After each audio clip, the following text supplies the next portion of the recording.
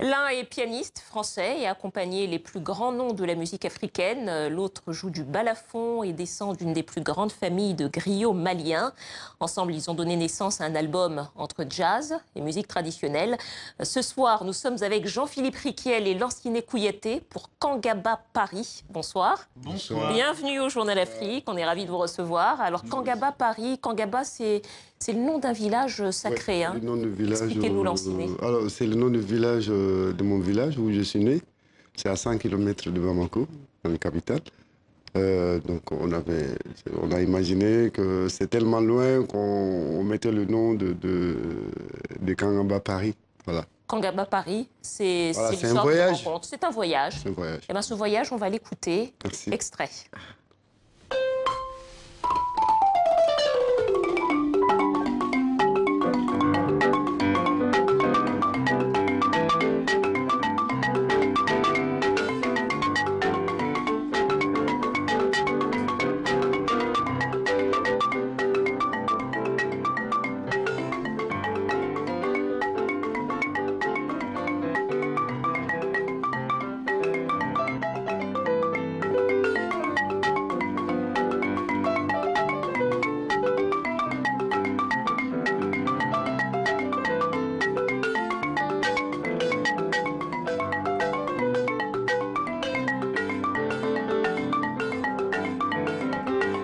Voilà, tout est comme ça sur cet album.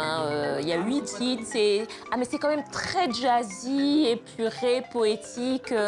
Qu'est-ce que vous... Alors, je sais que les artistes n'aiment pas beaucoup qu'on leur pose cette question, mais qu'est-ce que vous avez voulu dire avec cette si belle musique? Alors, je crois qu'on ne peut pas traduire ça en mots. Je crois qu'on a voulu jouer ensemble. Et ça fait 20 ans qu'on cherche un concept pour jouer ensemble. Moi, je suis plus joueur de synthé que piano. Et on a commencé à faire des expériences tous les deux avec des synthés parce que ça fait, comme je vous disais, ça fait 20 ans qu'on se connaît, même plus.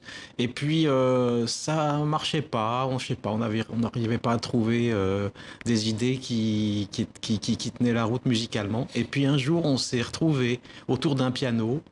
On a joué, on s'est dit c'est ça qu'il faut faire. Et justement, Lanciné, c'est vrai parce que vous dites ça fait 20 ans que vous connaissez. Comment s'est arrivée l'idée de faire cet album? En fait, c'est venu juste comme ça a été une étincelle ou bien vous y pensiez depuis très longtemps déjà? Ça a venu depuis la première rencontre, parce que chez Jean-Philippe Riquiel, il enregistrait plein de gens, justement. Et donc, j'ai eu l'occasion, justement, d'aller enregistrer là-bas avec mon cousin Kassamadi.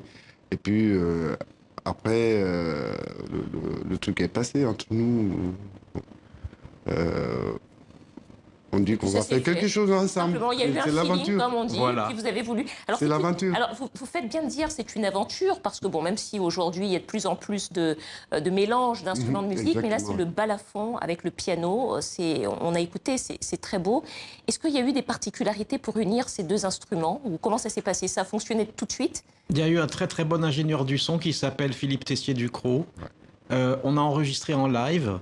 On a enregistré sur un ordinateur, mais en live avec des micros.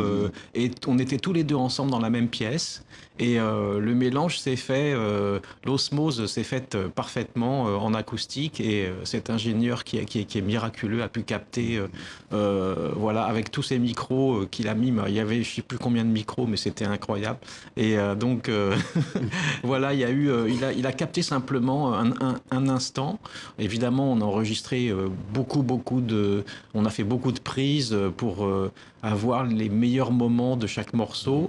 Ensuite, il y a eu un peu de montage, mais le principal, c'est que tout a été fait en direct, presque comme si c'était un concert, en fait.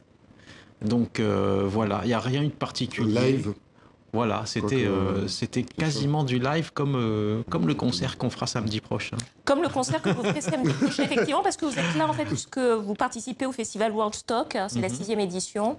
Peut-être avant de passer au concert et à votre actualité, tout à l'heure, je vous parlais du nom de votre village, Kangaba. C'est aussi un village qui a une histoire, et c'est aussi une histoire que raconte cet album. Vous nous racontez? Exact. Alors, Kangaba, c'est la vieille cité du Mandingue. C'est là où il y a beaucoup de choses qui se passaient il y a des siècles maintenant. Donc, tu ne peux pas parler de l'histoire du Mali sans parler du Mandingue. Le fondateur de ce Mandingue, c'est Soundiata Keïta. Soundiata Keïta. Voilà, 1235 ou même plus d'avant. Moi, j'étais à l'école, ce que j'ai appris en 1235, il a détruit en fait, son cueil. Voilà. Voilà, je pense que Kangaba, aujourd'hui, c'est une vieille cité du Mandingue. C'est là où il y a l'histoire, où il y a les cases sacrées qui s'échangent le toit chaque 7 ans. Où c'est un événement où, dans le monde entier où les gens y viennent partout pour visiter. Donc pour moi, le nom est énorme pour moi. Alors petite question subsidiaire, est-ce que dans cet album aussi, comme peut-être j'ai pu le ressentir, mais vous allez me dire si j'ai bien ressenti, est-ce qu'il y a quelque chose aussi de sacré, de transcendant? C'est l'esprit de Kangaba? Oh ben, toute musique est sacrée, je pense, quand elle est faite avec amour, quand elle est faite avec le cœur.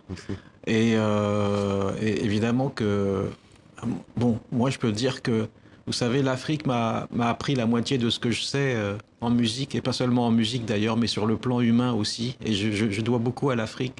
Et justement, je pense que cette transcendance-là, ben, c'est Lanciney qui me l'a communiqué.